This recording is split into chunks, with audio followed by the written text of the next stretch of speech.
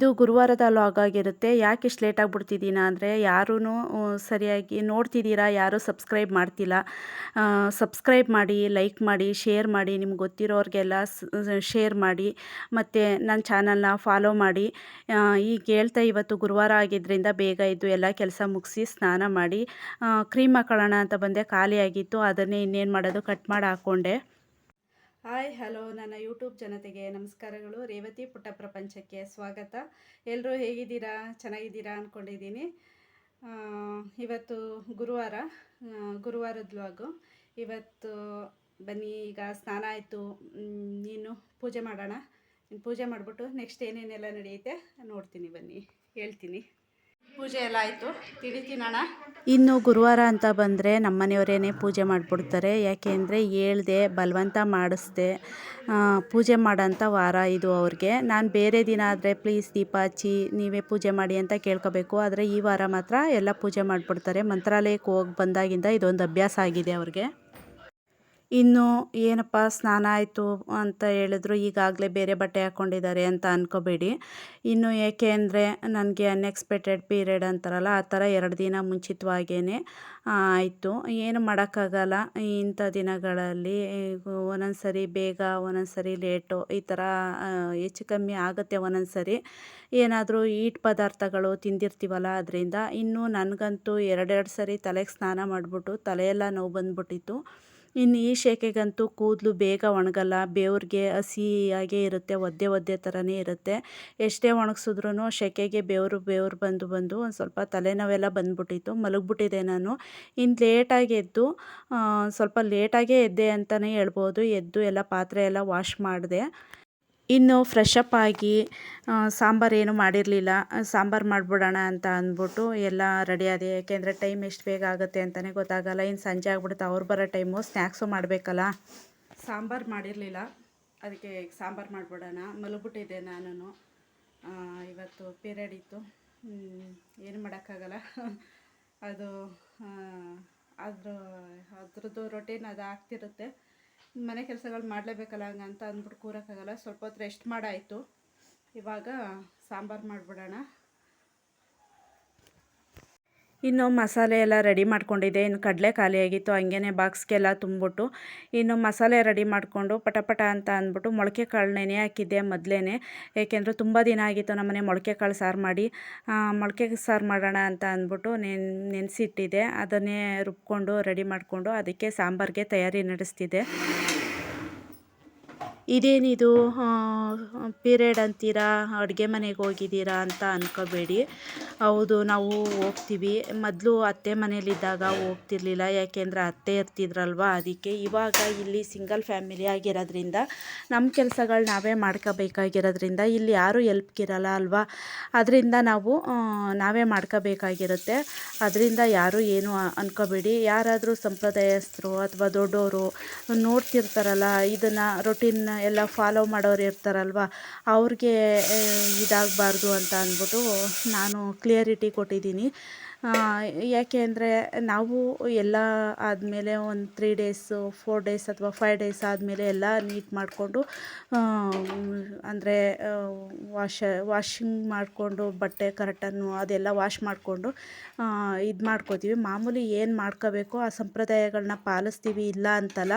ಈಗ ಕೆಲವು ಸಂದರ್ಭಗಳು ಬಂದಾಗ, ಪೂಜೆ ಸಂದರ್ಭದಲ್ಲಿ ಅಥವಾ ಮನೇಲಿ ಏನಾದರೂ ಪೂಜೆ ಹೋಮ ಆ ಥರ ಏನಾದರೂ ಅಂಥ ದಿನಗಳಲ್ಲಿ ಅನ್ಎಕ್ಸ್ಪೆಕ್ಟೆಡ್ ಅಂತ ಇದ್ದಾಗ, ಆ ಥರ ಏನಾದರೂ ಅಂಥ ಸಂದರ್ಭಗಳಿದ್ದಾಗ ನಾವು ಫಾಲೋ ಮಾಡ್ತೀವಿ, ಇಲ್ಲ ಅಂತ ಹೇಳಲ್ಲ. ಆದರೆ ಇಂಥ ಮಾಮೂಲಿ ದಿನಗಳಲ್ಲಿ ಫಾಲೋ ಮಾಡೋಕ್ಕೆ ಎನಿ ಟೈಮ್ ಆಗದೇ ಇರೋ ಕಾರಣ ಈ ಥರ ಮಾಡಬೇಕಾಗಿದೆ. ಯಾರೂ ತಪ್ಪಾಗಿ ತಿಳ್ಕೊಬೇಡಿ. ನೀವು ಪ್ರಶ್ನೆ ಕೇಳ್ಬೋದು ಅಂತ ಅಂದ್ಬಿಟ್ಟು ನಾನು ಹೇಳಿದೆ. ಇವತ್ತಿನ ದಿನಗಳಲ್ಲಿ ಜಾಸ್ತಿ ಯಾರೂ ಫಾಲೋ ಮಾಡಲ್ಲ ಅಂದ್ಕೊಂಡಿದ್ದೀನಿ. ಮಾಡೋರು ಇರ್ತಾರಲ್ವ, ಮಾಡದೇ ಇರೋರು ಒಂದು ಗ್ರೂಪ್ ಆದರೆ ಮಾಡೋರು ಇರ್ತಾರೆ. ಆದ್ದರಿಂದ ನಾವು ಯಾರ ಮನಸ್ಸಿಗೂ ಬೇಜಾರು ಮಾಡಬಾರ್ದು. ನಮ್ಮ ಪರಿಸ್ಥಿತಿಗಳು ಇರುತ್ತಲ್ಲ ಕೆಲವೊಂದು, ಅದರಿಂದ ಅಷ್ಟೇ. ಫಾಲೋ ಮಾಡಬಾರ್ದು ಅಂತ ಏನಿಲ್ಲ, ಆದರೆ ಪರಿಸ್ಥಿತಿಗಳಿಗೆ ಅನುಗುಣವಾಗಿ ಹೋಗಲೇಬೇಕಲ್ಲ ನೋಡಿ, ಅದರಿಂದ ಅಷ್ಟೇ. ಇನ್ನು ಅಡುಗೆಗೆಲ್ಲ ರೆಡಿ ಮಾಡ್ತಾಯಿದ್ದೆ ನಾನು. ಒಂದು ಕಡೆ ಸಾಂಬಾರಿಗೆಲ್ಲ ಆಯಿತು, ಇನ್ನೊಂದು ಕಡೆ ಅನ್ನ ಕೂಗಿಸಿ ಆಯಿತು. ಇವತ್ತು ನೀರು ಸಂಡಿಗೆ ಅಂತ ಮಾಡ್ತಾಯಿದ್ದೀನಿ. ನನ್ನದೇ ಒಂದು ರೆಸಿಪಿ.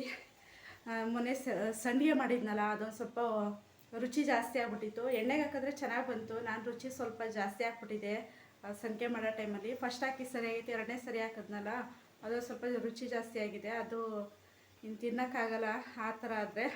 ಅದಕ್ಕೆ ಅದನ್ನ ನೀರು ಸಂಡಿಗೆ ಫ್ರೈ ಅಂತ ಮಾಡಿಬಿಡೋಣ ಬನ್ನಿ. ಹೊಸ ಥರ ಟ್ರೈ ಮಾಡ್ತಿದ್ದೀನಿ, ನೋಡೋಣ ಹೆಂಗೆ ಬರುತ್ತೆ ಇದೂ ಅಂತ. ನೋಡಿ, ಫಸ್ಟು ನೀರು ಕುದಿಯೋಕೆ ಇಡಬೇಕು. ಕುದೀತಿದೆ ನೀರು.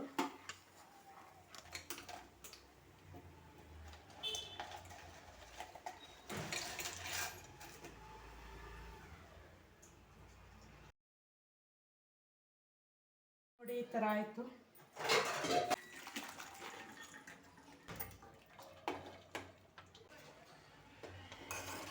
ಇನ್ನು ಮೊನ್ನೆ ವಿಡಿಯೋದಲ್ಲಿ ನೀವು ನೋಡಿದ್ರಿ ಅನಿಸುತ್ತೆ, ಸಂಡಿಗೆ ಮಾಡಿದ್ದೆ. ಅದೊಂದು ಸ್ವಲ್ಪ ರುಚಿ ಜಾಸ್ತಿ ಆಗ್ಬಿಟ್ಟಿದೆ. ಅಂದರೆ ಉಪ್ಪನ್ನ ಎರಡನೇ ಸರಿ ಹಾಕ್ತೆ, ಅದೊಂದು ಸ್ವಲ್ಪ ಉಪ್ಪಾಗ್ಬಿಡ್ತು. ಅದಕ್ಕೆ ನಮ್ಮ ಮನೆಯವ್ರು ತಮಾಷೆ ಮಾಡ್ತಿದ್ರು, ಸಂಡಿಗೆ ಮಾಡ್ತೀನಿ ಅಂತ ಅಂದ್ಬಿಟ್ಟು ಎಕ್ಸ್ಟ್ರಾ ರುಚಿ ಹಾಕಿ ಎಕ್ಸ್ಟ್ರಾ ರುಚಿಯಾಗಿ ಮಾಡವಳೆ ಅಂತ ಅಂದ್ಬಿಟ್ಟು ಅಂತಿದ್ರು. ಇನ್ನು ಅದು ಎಣ್ಣೆಗೆ ಹಾಕಿದ್ರಂತೂ ತುಂಬ ರುಚಿ ಉಪ್ಪು ಅನ್ನಿಸ್ತಿತ್ತು. ಅದೇ ಕೆಲವರು ಉಪ್ಪು ಅಂತಾರೆ, ಅದರ ರುಚಿ ಅನ್ಬೇಕು ಅಂತ ಹೇಳ್ತಾರಲ್ಲ, ಅದಕ್ಕೆ ಆ ರೀತಿ ಹೇಳ್ತಿದ್ದೀನಿ ಅಷ್ಟೇ. ಇನ್ನು ಅದನ್ನು ತಿನ್ನೋಕ್ಕಾಗಲ್ಲ ಅಂತ ಅಂದ್ಬಿಟ್ಟು ಈ ಥರ ಟ್ರೈ ಮಾಡೋಣ ಅಂತ ಅಂದ್ಬಿಟ್ಟು ಅದಕ್ಕೆ ಒಗ್ಗರಣೆ ಥರ ಮಾಡೋಣ ಅಂತ ಅಂದ್ಬಿಟ್ಟು ಅದಕ್ಕೆ ನೀರು ಸಂಡಿಗೆ, ಯಾಕೆಂದರೆ ನೀರಲ್ಲಿ ಬೇಯಿಸ್ಬಿಟ್ಟು ಮಾಡ್ತೀವಲ್ವ, ಅದಕ್ಕೆ ನೀರು ಸಂಡಿಗೆ ಅಂತ ಅಂದ್ಬಿಟ್ಟು ಹೇಳ್ತಾ ಇದ್ದೀನಿ. ಇನ್ನು ಇದು ಪನ್ನೀರೆಲ್ಲ ಮೊನ್ನೆ ಹಾಲು ನಿಮಗೆ ಹೇಳಿದ್ದೆ, ಹಾಲು ಹೊಡ್ಕೊಂಡಿತ್ತು, ಅದು ಪನ್ನೀರ್ ಮಾಡಿ ಇಟ್ಟಿದ್ದೆ. ಅದನ್ನು ಹಾಕ್ಕೊಂಡು ಎಲ್ಲ ಫ್ರೈ ಮಾಡಿ ಮಾಡ್ತಾಯಿದ್ದೀನಿ. ಈ ಥರ ಮೆಥಡ್ನು ನಿಮಗೆ ತೋರಿಸ್ತಾ ಇದ್ದೀನಿ. ಯಾಕೆ ಅಂದರೆ ಕೊನೆಯಲ್ಲಿ ಇದ್ರ ರಿಸಲ್ಟ್ ಹೆಂಗೆ ಬರುತ್ತೆ ಅಂತ ಅಂದ್ಬಿಟ್ಟು ನಿಮಗೆ ಹೇಳ್ತೀನಿ. ಹಂಗೆ ಅವ್ರ ಕೈಲೇ ಹೇಳಿಸ್ತೀನಿ, ಕೇಳ್ಕೊಳ್ಳಿ ಏನಂತಾರೆ ಅಂತ. ಬನ್ನಿ ಸರ್. ನಮ್ಮ ಯಜಮಾನ್ರೂ ಬಂದಿದ್ದಾರೆ. ಇವತ್ತು ಗುರುವಾರ ಅಲ್ವಾ, ಸಂತೆಯಿಂದ ತರಕಾರಿ ತಂದಿದ್ದಾರೆ. ಇನ್ನು ನನ್ನ ಮಗನೂ ಬಂದಾಯಿತು ಕಾಲೇಜಿಂದ. ಇನ್ನು ಸ್ನ್ಯಾಕ್ಸ್ ರೆಡಿ ಆಗ್ತಿದೆ. ಇನ್ನು ಅವ್ರು ಬಂದ್ರಲ್ಲ, ಇನ್ನು ಹಾಲು ಕಾಯ್ಸೋಕೆ ಇಟ್ಬಿಟ್ಟು ಟೀಗೆಲ್ಲ ಇಟ್ಬಿಟ್ಟು ಇನ್ನು ಸ್ನ್ಯಾಕ್ಸು ರೆಡಿ ಆಯಿತು. ಅವ್ರಿಗೆಲ್ಲ ಹಾಕೊಟ್ಬಿಡೋಣ ಅಂತ ಅಂದ್ಬಿಟ್ಟು ರೆಡಿ ಮಾಡಿ ಬೌಲ್ಗೆಲ್ಲ ಹಾಕಿ ಇಟ್ಟಾಯಿತು. ಇನ್ನು ನೋಡೋಣ ಬನ್ನಿ ಅವ್ರು ಹೆಂಗೆ ಹೇಳ್ತಾರೆ. ಟೇಸ್ಟ್ ನೋಡ್ಸೋಣ. ಹೇಳಿ, ಚೆನ್ನಾಯ್ತಾ? ಆನೆಸ್ಟಾಗಿ ಹೇಳಿ. ಸಂಡಿಗೆ ಉಪ್ಪಾಗಿತ್ತಲ್ವಾ ಎಣ್ಣೆಗೆ ಹಾಕ್ದಾಗ? ಸರಿ ಆಯ್ತಾ? ಇನ್ನು ನಮ್ಮ ಮನೇಲಿ ಟೀ ಟೈಮ್ಗೆ ಏನಾದರೂ ಸ್ನ್ಯಾಕ್ಸ್ ಇರಲೇಬೇಕು. ಅದೊಂಥರ ಅಭ್ಯಾಸ ಆಗ್ಬಿಟ್ಟಿದೆ ಅವ್ರಿಗೆ. ಏನು ಇಲ್ಲ ಅಂದರೆ ಒಂದೊಂದ್ಸರಿ ಹೊಟ್ಟೆ ತುಂಬಿದರೆ ಏನು ಬೇಡ ಅಂತಾರೆ, ಇಲ್ಲ ಅಂದರೆ ಅವ್ರಿಗಿರಲೇಬೇಕು. ನಮ್ಮ ಮನೆಯವ್ರು ಒಬ್ಬರೇ ಟೀ ಕುಡಿಯೋದು. ಏನು ಮಾಡೋಕ್ಕಾಗಲ್ಲ, ಅವ್ರಿಗೆ ಅಭ್ಯಾಸ ಆಗ್ಬಿಟ್ಟಿದೆಯಲ್ವಾ. ಟೀ ಲವರ್ಗಳಿಗೆ ಗೊತ್ತಿರುತ್ತೆ ಇದು ಯಾವ ಥರ ಅಂತ. ಇದನ್ನ ನನ್ನ ಮಗನ ಕೊಟ್ಟು ಟೇಸ್ಟ್ ನೋಡ್ಸೋಣ ಬನ್ನಿ. ತಪ್ಪ ಟೇಸ್ಟ್ ನೋಡಿ ಹೇಳು.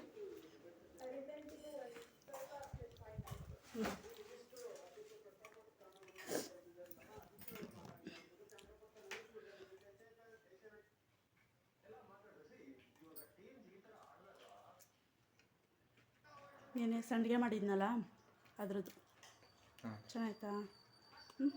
ಇಲ್ಲಿ ನಿಂತ್ಕೊ, ಓಡಾಡ್ಬಿಡೆ, ಕರೆಕ್ಟಾಗಿ ಹೇಳಿ. ಇಲ್ಲಿ ಚೆನ್ನಾಯ್ತಾ? ಟೇಸ್ಟ್ ಆಯ್ತು? ಅಲ್ಲಿ ಎಣ್ಣೆಗೆ ಹಾಕಿದಾಗ ಉಪ್ಪಾಗಿತ್ತು. ಇನ್ನು ನೋಡಿದ್ರಲ್ವ, ಕೇಳಿಸ್ಕೊಂಡ್ರಲ್ವ ಏನಿತ್ತು ರಿವ್ಯೂ ಅಂತ ಅಂದ್ಬಿಟ್ಟು. ಚೆನ್ನಾಗೇ ಇತ್ತು ಅಂತ ಹೇಳಿದ್ರು ಇಬ್ಬರು ಓಕೆ ಅಂತ ಅಂದರು. ಅವನಿಗೂ ಟಯರ್ಡ್ ಆಗಿದ್ದರಿಂದ ಅವನು ಅಷ್ಟು ಮಾತಾಡಲಿಲ್ಲ. ಆಮೇಲೆ ಸ್ವಲ್ಪ ಹೊತ್ತು ಅವನು ಕೂತ್ಕೊಂಡು ಆರಾಮಾಗಿ ಸ್ವಲ್ಪ ಹೊತ್ತು ಕೂತ್ಕೊಂಡು ತಿಂದಾದ್ಮೇಲೆ ಇನ್ನೂ ಒಂದು ಸ್ವಲ್ಪ ಬೇಕು ಅಂತ ಕೇಳ್ತಿದ್ದ. ನಾನು ಸ್ವಲ್ಪನೇ ಮಾಡಿದ್ದು. ನೋಡಿದ್ರ ಯಾವುದೂ ವೇಸ್ಟ್ ಆಗುತ್ತೆ ಅಂದ್ಕೋಬಾರ್ದು. ಒಂದು ಹಾಳಾದರೆ ಅದರಿಂದ ಇನ್ನೊಂದು ಏನೋ ಒಂದು ಹೊಸದಾಗಿರುತ್ತೆ. ಅದಕ್ಕೆ ಬೇಜಾರು ಮಾಡ್ಕೋಬಾರ್ದು. ನಾವು ಒಂದು ಸ್ವಲ್ಪ ತಾಳ್ಮೆಯಿಂದ ಯೋಚನೆ ಮಾಡಬೇಕಷ್ಟೆ. ಇನ್ನು ಈ ವಿಡಿಯೋ ನಿಮ್ಗೆಲ್ಲರಿಗೂ ಇಷ್ಟ ಆಗಿರುತ್ತೆ ಅಂತ ಅಂದ್ಕೊಂಡಿರ್ತೀನಿ. ಈ ರೆಸಿಪಿ ಇಷ್ಟ ಆಗಿದರೆ ನೀವು ಮಾಡಿ ಟೇಸ್ಟ್ ಹೇಳಿ. ಇನ್ನು ನಿಮ್ಗೆಲ್ರಿಗೂ ಇಷ್ಟ ಆಗಿದ್ದರೆ ಈ ವಿಡಿಯೋ ಲೈಕ್ ಮಾಡಿ, ಶೇರ್ ಮಾಡಿ, ಸಬ್ಸ್ಕ್ರೈಬ್ ಮಾಡಿ, ಮತ್ತು ನನ್ನ ಚಾನಲ್ನ ಫಾಲೋ ಮಾಡಿ. ನಿಮ್ಗೆ ಗೊತ್ತಿರೋರಿಗೆಲ್ಲ ಆದಷ್ಟು ಇದನ್ನು ನಮ್ಮ ವಿಡಿಯೋನ ಶೇರ್ ಮಾಡಿ. ಮತ್ತೆ ಸಿಗ್ತೀನಿ. ಬಾಯ್.